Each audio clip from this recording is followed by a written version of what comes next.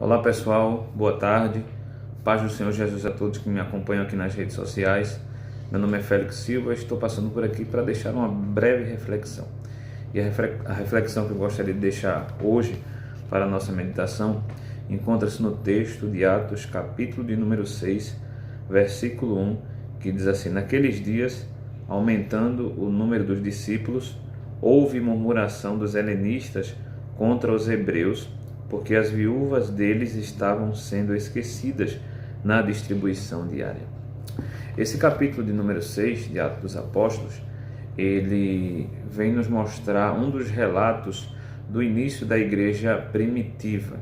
O livro de Atos dos Apóstolos, ele é um livro histórico e ele visa mostrar como foi o começo da igreja primitiva no período apostólico. É neste livro que nós encontramos no capítulo 2 a famosa profecia do cumprimento do profeta Joel, quando o profeta Joel diz que nos últimos dias derramarei do meu espírito sobre toda a carne. É nesse livro também que a gente encontra a pregação do apóstolo Pedro após a descida do Espírito Santo, onde mais de 3.000 almas se convertem e ali muitos daqueles são batizados e a igreja começa a crescer em número. É também nesse livro de Atos dos Apóstolos que nós encontramos o relato de que quando Pedro e João foram até o templo e eles estavam entrando ali, um paralítico olhou para eles e pediu uma esmola. E eles disseram: Eu não tenho prata nem ouro, mas aquilo que eu tenho eu te dou em nome de Jesus, levanta-te e anda. E nós encontramos outros diversos relatos acerca do início da igreja. Vale salientar que esse livro ele foi escrito pelo doutor e historiador Lucas, que também escreveu o Evangelho de Lucas. Então, quando a gente mergulha no capítulo de número 6, a gente vê algo muito interessante, que é um dos primeiros relatos acerca dos primeiros problemas que começam a acontecer na igreja primitiva após o começo dessa igreja. A igreja começa a crescer em número, a igreja começa a expandir, a igreja começa, digamos que de alguma forma, a se institucionalizar e agora começam a surgir, depois do crescimento, os primeiros problemas na igreja. E esse problema relatado no capítulo 6 é decorrente à má administração acerca da obra social que existia na igreja primitiva. Esta obra social ela acontecia decorrente à ajuda dos irmãos da igreja, através dos dízimos e das ofertas, mas através também da boa vontade do povo. O povo vendia o que tem, lançava até os pés dos apóstolos, e os apóstolos dividiam com os mais necessitados. E esses necessitados aqui no texto é uma classe de pessoas que desde o Antigo Testamento vinha sendo ajudada, que era a classe das viúvas.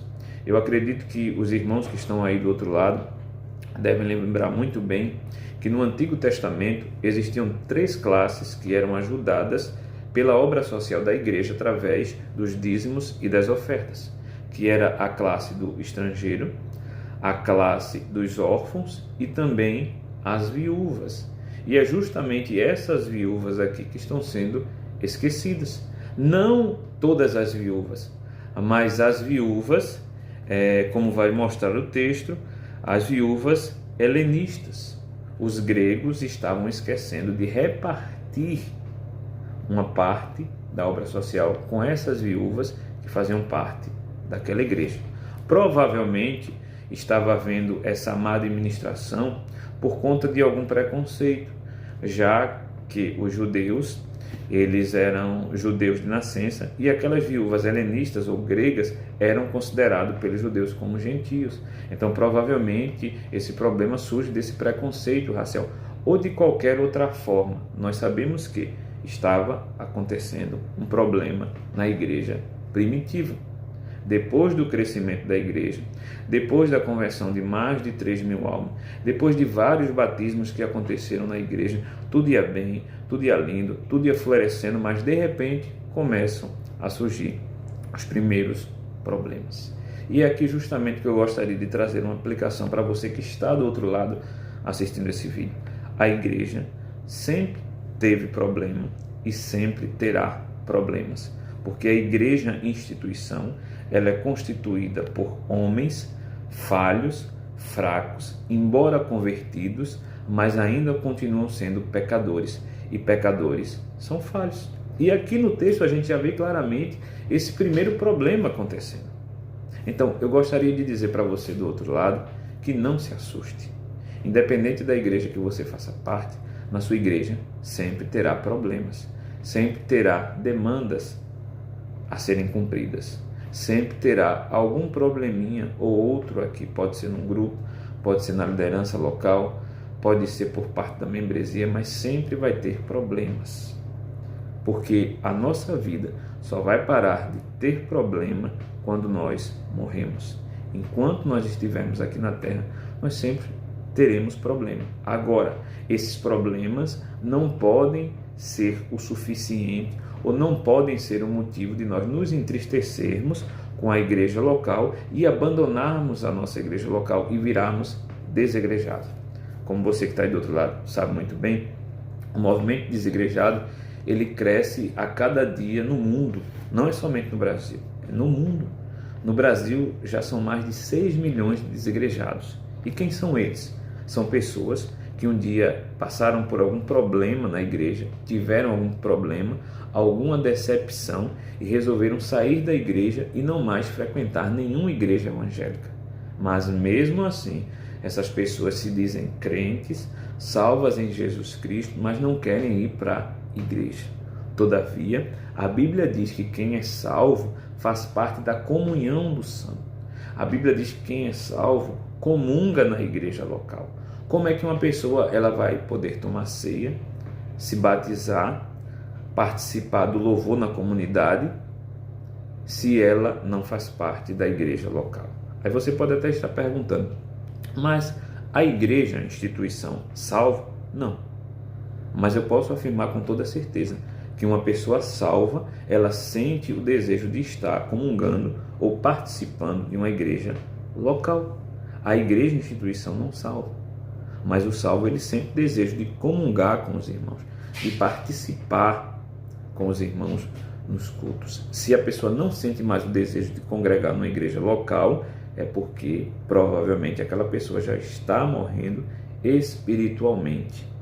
Quem salva é Cristo, mas todo cristão sente a necessidade de estar junto com os irmãos, louvando, adorando, cultuando a Deus.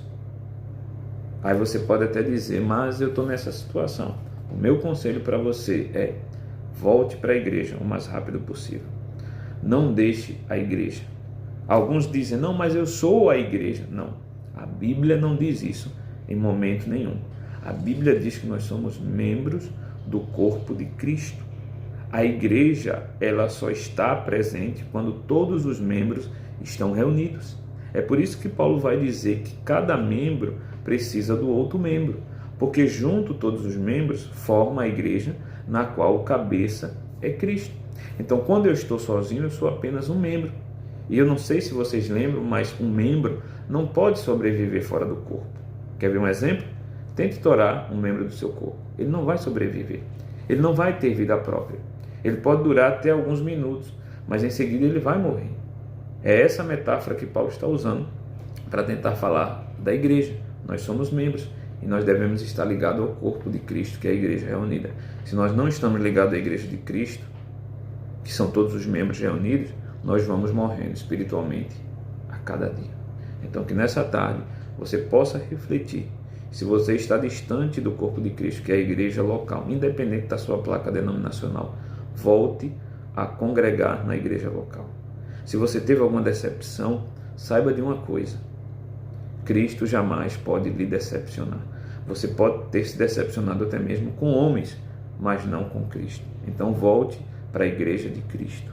Você pode até ter chorado, ter passado por diversos problemas, caluniado, defamado, mas procure uma igreja que você possa congregar verdadeiramente e desfrutar da comunhão dos santos.